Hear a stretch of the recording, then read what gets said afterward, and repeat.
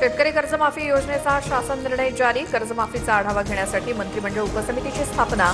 फडणवीसांच्या अध्यक्षतेखाली 7 सदस्यीय समिती स्थापन. ऑनलाईन पद्धतीने कर्जमाफी होणार. महायुतीला आतापर्यंत 3 ठिकाणी बंड शमवण्यात यश. महायुतीच्या नेत्यांचा एकत्रित निर्णय. बंडखोरांनी अर्ज मागे घ्यावा. रवींद्र चव्हाणांच्या सूचना. सर्व जागांवर महायुतीच्या विजयाचा विश्वास व्यक्त. विधान परिषद निवडणुकीत शिंदेंच्या सेनेतील 2 बंड शमली.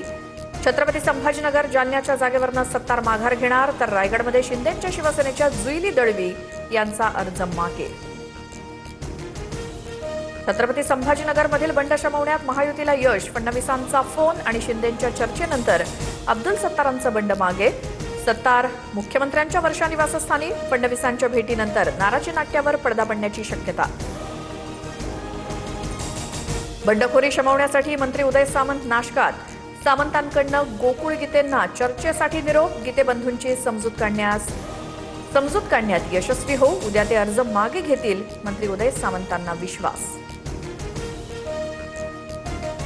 माझी मुलगी लढली असती तर जिंकली असती. महेंद्र दळवींची भावनिक पोस्ट. तटकरेंच्या कुटुंबाला प्रत्येक वेळी संधी का? माझ्याच नेत्यांनी माझा आत्मविश्वास कमी केला. नाव न घेता दळवींचा सामंतांकडे रोख. पुणे विधान परिषद निवडणुकीतनं राष्ट्रवादीच्या सुनील टिंगरेंची माघार. उद्या डमी अर्ज मागे घेणार. सुनेत्रा पवार आणि पार्थ पवारांची चर्चा. भविष्यात संधी देण्याचं आश्वासन. सुनील टिंगरेंची माहिती. विक्रम काकडेंच्या उमेदवारीवरनं नाराजी दूर. विधान परिषद निवडणुकीत 3 मतदारसंघात महाविकास आघाडीचा एकही उमेदवार नाही. नाशिक, अहिल्यानगर, यवतमाळमध्ये उमेदवारच नाही, तर काही ठिकाणी उमेदवारांची माघार. नाशिक विधान परिषदेची निवडणूक एकतर्फी दिसत होती, त्यामुळे अर्ज न भरणं ही चूक नाही. संजय राऊतांचं भाष्य. तर राऊतांनी जाणीवपूर्वक उमेदवार दिले नाहीत. भाजपच्या नवनाथ बन यांचा निशाणा. शरद पवारांच्या राष्ट्रवादीचं नवी मुंबईत सरकार विरोधात आंदोलन. महागाई, इंधन दरवाढ, बेरोजगारी विरोधात मोर्चा. रस्त्यावरती चोल मांडत महिलांची जोरदार घोषणाबाजी. रोहित पवार, जितेंद्र आव्हाडांसह पवारांच्या राष्ट्रवादीचे नेते आंदोलनात सहभागी. पश्चिम बंगालमध्ये ममता बॅनर्जींच्या तृणमूल काँग्रेस पक्षात मोठी फूट.